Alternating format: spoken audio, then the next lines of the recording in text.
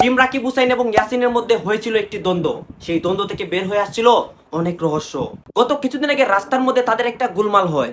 এই যে সেই গোলমালটা, Guys, এই হয়েছিল তাদের গোলমাল এবং দ্বন্দ্ব, এবং সেই দ্বন্দ্ব থেকে কি রহস্য বের হয়ে আসছে এইটাই হচ্ছে আসল বিষয়।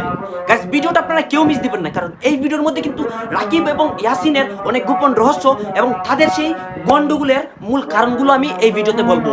গাইস, গত কিছুদিন ধরে কিন্তু রাকিব হুসাইন এবং ইয়াসিন হুসাইন তারা অনেক আলোচনা এবং সমালোচনায় থাকে, এবং তারা কিন্তু ফেসবুক লাইভে আসে এক এক করে, এবং তাদের লাইভটা আগে দেখেন, তারপরে কিন্তু আমি তাদের অনেক অজানা তথ্য বলবো এবং সেই গন্ডগোলের রহস্যগুলা বলবো এবং একটা ভিডিও দেখাবো। সো সবাই একটু আসুক, আমি শুরু করছি। তার আগে বলে নেই, ইয়াসিনে যে বানর একটা মিথ্যা লাইভ করলো শ্বশুর বাড়িতে বসে, শ্বশুর শাশুড়ি শিখানো আর বইয়ের শিখানোর কথায়, সেইটার আমি আপনাদের গাইস, এইখানে কিন্তু রাকিব হুসাইন লাইভে এসে অনেক কথা বলে, অন্যদিকে কিন্তু ইয়াসিন হুসাইন লাইভে এসেছিল, এবং সেই লাইভটি হয়েছিল সময় টেলিভিশনে, এবং এইটা কিন্তু একটা ইন্টারভিউ ভিডিও ছিল।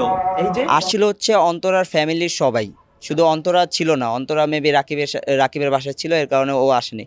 তারপর হচ্ছে ওরা আয়শা বলতেছে যে মিথিলার সাথে কথা বলবে সাইডে একা। আমি বলছি কেন আপনার ওনার সাথে কথা এইখানে বলবেন? কিন্তু ইয়াসিন হুসাইনের ওয়াইফ মিথিলার কিন্তু হাত মানে ব্যান্ডেজ করা ছিল। এই যে সেই ভিডিওগুলো দেখেন, এই যে তার হাত কিন্তু গাইস ব্যান্ডেজ করা, এবং সে কিন্তু সেই গন্ডগোল থেকেই তার হাতে ব্যান্ডেজ করতে হয়, পায়ে ব্যান্ডেজ করতে হয়, অনেক কিছু হয়েছিল। গাইস, সে কিন্তু হাসপাতালেও ছিল, এবং সেই হাসপাতালের ভিডিওটা হচ্ছে এই এই যে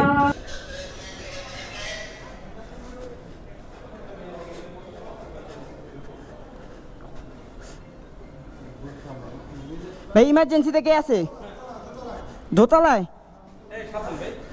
গাইস, তাকে এই অবস্থা কে করেছে আপনারা জানেন? যদি না জেনে থাকেন তাহলে প্লিজ আমার চ্যানেলটিতে ঘুরে আসবেন, সবকিছু আপনারা জানতে পারবেন। এখন আমি অল্প করছি, এবং সেই ঘটনাটি হয়েছিল কিন্তু অন্তরা ফ্যামিলির সাথে মিথিলার, এবং সেই ঘটনাতেই কিন্তু সে হসপিটাল যায়। গাইস, আমার চ্যানেলটি ঘুরে আসবেন এবং চ্যানেলটি সাবস্ক্রাইব করবেন। ধন্যবাদ।